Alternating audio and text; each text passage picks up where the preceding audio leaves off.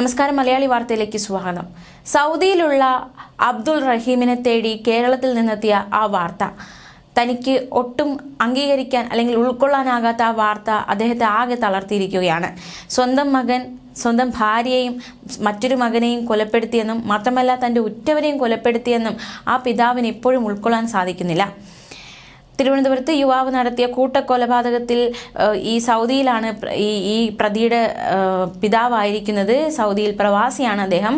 25 വർഷമായി സൗദിയിലാണ് അദ്ദേഹം. മകൻ ചെയ്ത ഈ ക്രൂര കൊലപാതകം ഇപ്പോഴും ആ പിതാവിന് വിശ്വസിക്കാനായിട്ടില്ല. അഫാന് വിദേശത്ത് സ്ഥാപനം നടത്തിയതിന്റെ പേരിലോ സ്വയം വരുത്തിവെച്ച സാമ്പത്തിക ബാധ്യതകളോ മാനസികമായ മറ്റു ബുദ്ധിമുട്ടുകളോ ഉള്ളതായി അറിയില്ല എന്നാണ് പിതാവ് അബ്ദുൾ റഹീം പ്രതികരിച്ചിരിക്കുന്നത്. തിങ്കളാഴ്ച വൈകുന്നേരം 4 മണിയോടെ നാട്ടിൽ നിന്നും സഹോദരിയുടെ മകൻ വിളിച്ച് ഉമ്മ മരിച്ചു എന്ന് പറഞ്ഞു. അപ്പോഴാണ് ഈ അബ്ദുൾ റഹീം ഈ വിവരങ്ങളൊക്കെ അറിയുന്നത്. പിന്നീട് റിയാദിലുള്ള സുഹൃത്ത് വിളിച്ച് ഇക്കയുടെ മകനും ഭാര്യയ്ക്കും എന്തൊക്കെയോ അപകടം സംഭവിച്ചിട്ടുണ്ട് എന്ന് പറയുന്നു. എന്താണ് സംഭവിച്ചതെന്ന് അറിയാൻ ഭാര്യയുടെ ഇളയ സഹോദരിയെ നാട്ടിലേക്ക് വിളിച്ചു തിരക്കി. ആശുപത്രിയിലാണെന്നുള്ള വിവരമായിരുന്നു അബ്ദുൾ റഹീമിന് കിട്ടിയത്. ഇളയ മകൻ മരിച്ചു എന്ന കാര്യം അപ്പോഴും അബ്ദുൾ റഹീം അറിഞ്ഞിരുന്നില്ല. ഭാര്യ ഗുരുതരാവസ്ഥയിൽ ആശുപത്രിയിലാണെന്നും അബ്ദുൾ റഹീം അറിഞ്ഞു. 2 ദിവസം മുൻപ് വീട്ടിലേക്ക് അബ്ദുൾ റഹീം വിളിച്ചിരുന്നു. പക്ഷേ പ്രശ്നങ്ങളുള്ളതായിട്ടോ അല്ലെങ്കിൽ മറ്റെന്തെങ്കിലും പ്രശ്നം അലട്ടിയതായിട്ടോ ഒന്നും ഒരു സൂചനയും അബ്ദുൾ റഹീമിന് കിട്ടിയിരുന്നില്ല. ഇളയ സഹോദരങ്ങളോടും തൻ്റെ ഉമ്മയോടും തൻ്റെ സഹോദരനോടും അഫാന് യാതൊരു പ്രശ്നങ്ങളും ഇല്ലായിരുന്നു എന്നാണ് പിതാവ് പറയുന്നത്. കഴിഞ്ഞ ദിവസങ്ങളിലും അവിടെയൊക്കെ സന്തോഷത്തോടെയാണ് അഫാൻ പോയിരുന്നത്. സന്ദർശക വിസയിൽ സൗദിയിൽ വന്നപ്പോഴും കച്ചവടത്തിന്റെ പേരിലുള്ള ബാധ്യത, കടം അതൊന്നും ഈ അഫാന്റെ പേരിൽ ഉണ്ടായിട്ടില്ല എന്നും പിതാവ് വ്യക്തമാക്കി. ഇവിടെയുള്ള കച്ചവടം നടത്തുന്നതിന്റെ സാമ്പത്തിക ബാധ്യത തനിക്കാണുള്ളതെന്നും അഫാന്റെ പിതാവ് പ്രതികരിച്ചു. 6 മാസത്തെ സന്ദർശക വിസയിൽ അഫാൻ സൗദിയിൽ വന്നിരുന്നു. സൗദിയിലൊക്കെ വന്ന ആ സമയത്ത് വളരെ സന്തോഷത്തോടെയാണ് അഫാൻ ആയിരുന്നത്. വളരെ സന്തോഷത്തോടെ തന്നെയാണ് അവൻ നാട്ടിലേക്ക് തിരിച്ചു പോയതെന്നും പിതാവ് അബ്ദുൾ റഹീം ഓർക്കുന്നു. എന്താണ് അഫാന് സംഭവിച്ചതെന്ന് അറിയില്ല.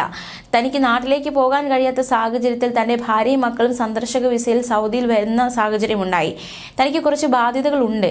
വീടും പുരയിടവും വിറ്റ് തീർക്കാനുള്ള ശ്രമത്തിലായിരുന്നു താൻ. പക്ഷെ അത് നടന്നില്ല. ഇത്തരത്തിൽ ബാധ്യത തീർക്കുന്നതിൽ അവനും എതിർപ്പൊന്നും ഉണ്ടായിരുന്നില്ല. ഒരാഴ്ചയ്ക്ക് മുൻപ് അഫാനെ വിളിച്ചിരുന്നു. താൻ സംസാരിച്ചിരുന്നു. അഫാന് പെൺസുഹൃത്തുണ്ടെന്ന് ബന്ധുക്കൾ അറിയിച്ചിരുന്നു. എന്നാൽ ഇന്നത്തെ കാലത്ത് ആൺപെൺ സൗഹൃദമൊക്കെ സാധാരണമാണ്. അതിനാവശ്യമില്ലാതെ ഗൗരവം നൽകേണ്ടതില്ല എന്ന നിലപാടായിരുന്നു അന്ന് താൻ എടുത്തത്. താൻ ബന്ധുക്കളോട് ഈ കാര്യം വ്യക്തമാക്കിയതുമാണ്. എന്നാൽ ഈ പെൺകുട്ടിയോട് അഫാൻ സാമ്പത്തിക സഹായം വാങ്ങിയിരുന്നുവെന്നും അതിൽ പകുതിയോളം താൻ തന്നെ അയച്ചു കൊടുത്തിരുന്നുവെന്നും അദ്ദേഹം വ്യക്തമാക്കി. അഫാന്റെ ഉമ്മയുമായിട്ടോ അല്ലെങ്കിൽ സഹോദരനുമായിട്ടോ യാതൊരു പ്രശ്നങ്ങളും ഉണ്ടായിരുന്നില്ല എന്ന് തന്നെയാണ് അഫാന്റെ പിതാവ് പ്രതികരിക്കുന്നത്. യാതൊരു തർക്കങ്ങളും ഇവർക്കിടയിൽ ഉണ്ടായിരുന്നില്ല. ഇവിടെ നടത്തുന്ന കച്ചവടവുമായി ബന്ധപ്പെട്ടുണ്ടായ സാമ്പത്തിക ബാധ്യത തീർക്കാനാവാതെ നാട്ടിലേക്ക് മടങ്ങാനാവാത്ത സാഹചര്യം കാരണം കഴിഞ്ഞ 7 വർഷമായി തനിക്ക് നാട്ടിലേക്ക് പോകാൻ സാധിച്ചിട്ടില്ല. കാലാവധി കഴിഞ്ഞ ഇഖാമ പുതുക്കാനുമുണ്ട്. നാട്ടിലുള്ള വീട്, വസ്തു അതെല്ലാം വിറ്റ് ഇവിടെയുള്ള കടങ്ങളും ബാധ്യതകളും തീർക്കുക എന്ന ഒരു നീക്കത്തിലായിരുന്നു താനെന്നും ഈ വിവരം കുടുംബത്തിലെ എല്ലാവർക്കും അറിയാമായിരുന്നുവെന്നും അബ്ദുൾ റഹീം വ്യക്തമാക്കുന്നു. എന്നാൽ ഇതിനിടയിൽ എന്താണ് സംഭവിച്ചത് എന്നാണ് അബ്ദുൾ റഹീം ചോദിക്കുന്നത്. തനിക്ക് അറിയില്ല ഇതിനിടയിൽ എന്താണ് സംഭവിച്ചത്. ഇത്രയും ക്രൂരത, ഇത്രയും കൊലപാതകം ചെയ്യാൻ വേണ്ടി മാത്രം എന്ത് പ്രശ്നമാണ് ഉണ്ടായിരുന്നത് എന്ന ചോദ്യം അബ്ദുൾ റഹീമിനും ഇപ്പോഴും ആ ചോദ്യത്തിന് ഉത്തരം കിട്ടിയിട്ടില്ല. വസ്തുവും വീടുകളും ഒക്കെ വിറ്റ് കടബാധ്യതകൾ ഒഴിവാക്കണമെന്ന് അഫാനും തന്നോട് പറഞ്ഞിരുന്നു എന്നാണ് അബ്ദുൾ റഹീം പ്രതികരിക്കുന്നത്. അതിനായി ബ്രോക്കർമാരോട് അഫാനാണ് സംസാരിച്ചത്. നാട്ടിലേക്ക് പോകണമെന്നും പ്രിയപ്പെട്ടവർ ഒരു നോക്ക് കാണണമെന്നും ആഗ്രഹമുണ്ടായിരുന്നു.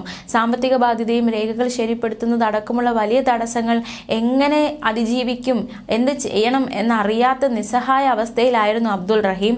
അതിനിടയിലാണ് അദ്ദേഹത്തെ തേടി ഇത്രയും ഒരു ദുഃഖകരമായ വാർത്ത എത്തിയിരിക്കുന്നത്. തീർച്ചയായിട്ടും എങ്ങനെ അദ്ദേഹത്തെ ആശ്വസിപ്പിക്കണമെന്നറിയാതെ ഉറ്റവർ ആകെ മൊത്തം വളരെ വലിയൊരു മാനസിക സംഘർഷങ്ങളിലൂടെ കടന്നു പോകുന്ന നിമിഷങ്ങളാണ്. തീർച്ചയായിട്ടും ഊഹിക്കാവുന്നതേ ഉള്ളൂ ഏതൊരു മാനസികാവസ്ഥയിലായിരിക്കും ഈ പിതാവ് അടക്കമുള്ളവർ എന്ന്.